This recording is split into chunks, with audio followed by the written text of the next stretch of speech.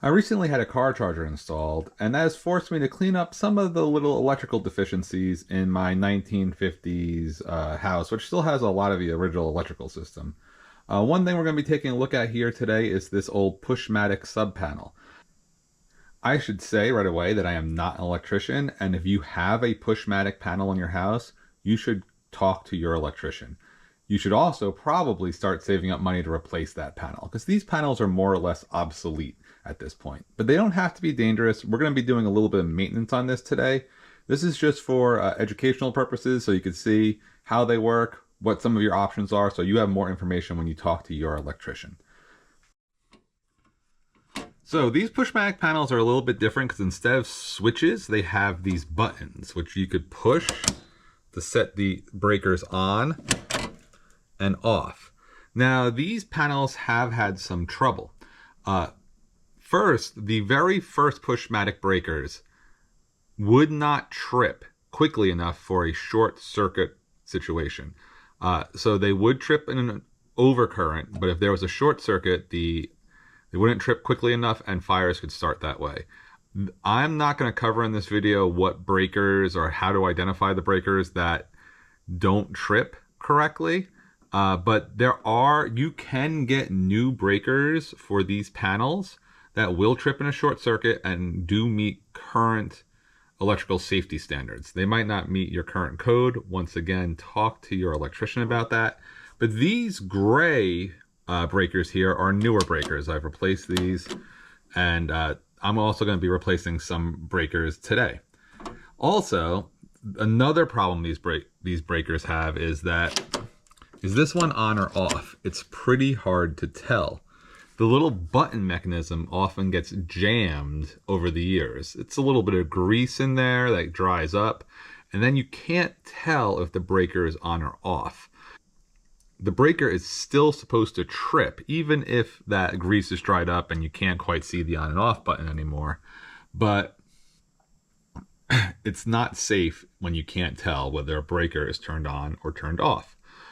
So I'm going to be replacing some of these breakers. This one here, which I can't tell whether it's on or off, and this one here that also can't quite tell if it's on or off. I'm going to be replacing these two breakers. I'm going to be replacing those two breakers with brand new breakers I bought from Lowe's.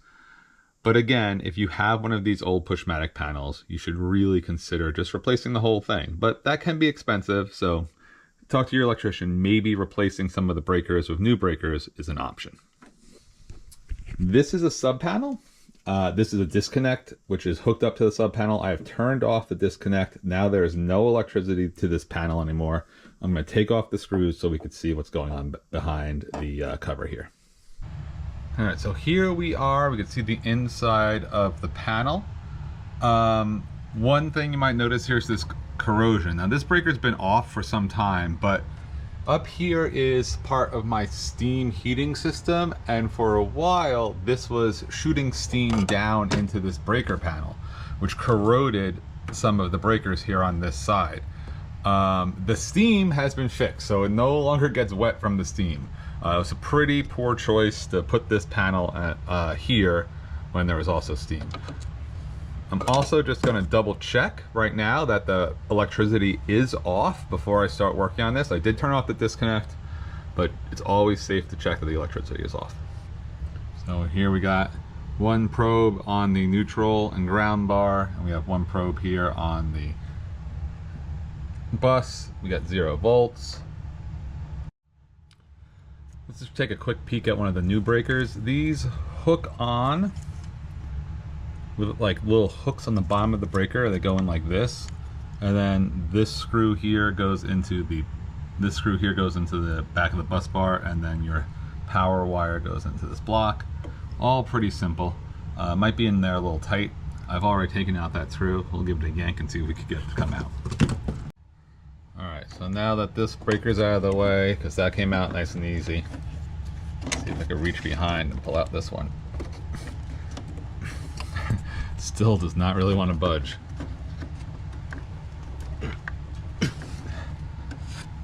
Might need 2 hands. Alright, so still no luck, so I took out the breaker on the other side. This breaker wasn't installed right either. I didn't install this one. I'll show you what was wrong with it. in a few minutes, but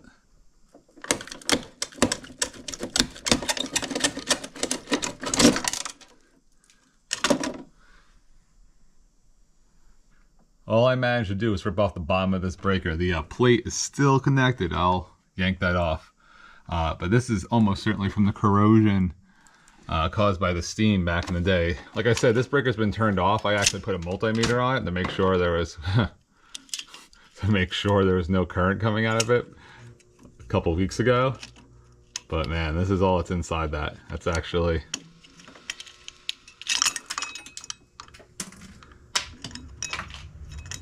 pretty wild. This is what people were depending on not start a fire in their house. All right, let me get the rest of this out.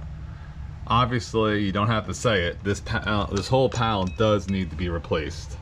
But until I could budget for that, I'm gonna put these new breakers in, clean this up the best I can.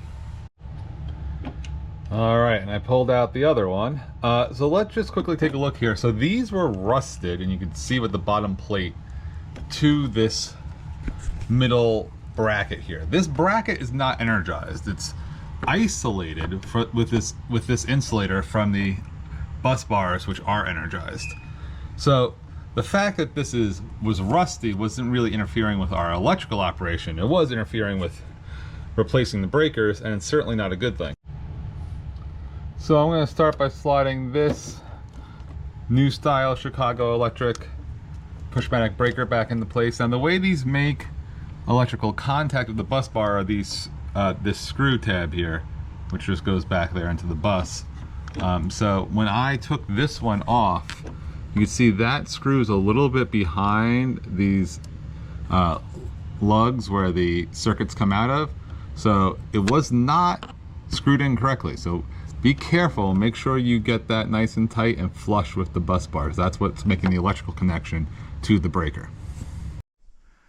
And I'll go over this even though sometimes it seems like common sense. The electricity goes into the breaker here, flows through the breaker and out here into your circuit. When you're replacing that wire, make sure you undo this set screw. Get your wire all the way in there and tighten it back up. All right, it's all put back together. Before I button it back up, I'm going to go and make sure all my connections are snug. Remember, a loose connection means high resistance. High resistance means heat, and heat can start a fire. So whenever you have the power off to one of these boxes and you're doing maintenance, you should just double check that nothing's too loose, or leave it to a professional. All right, we're all back together and we're energized.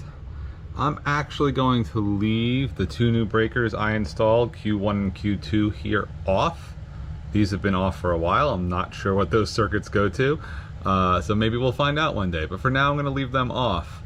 Otherwise, the pool pump is off for the winter.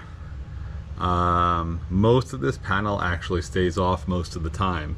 There are a few things we need, like our air conditioner, air handlers. But anyway, I hope this helps somebody learn a little bit more about their Pushmatic panel. Don't forget to make sure all of those switches are working, call your electrician, and start budgeting for a new panel when you get a chance.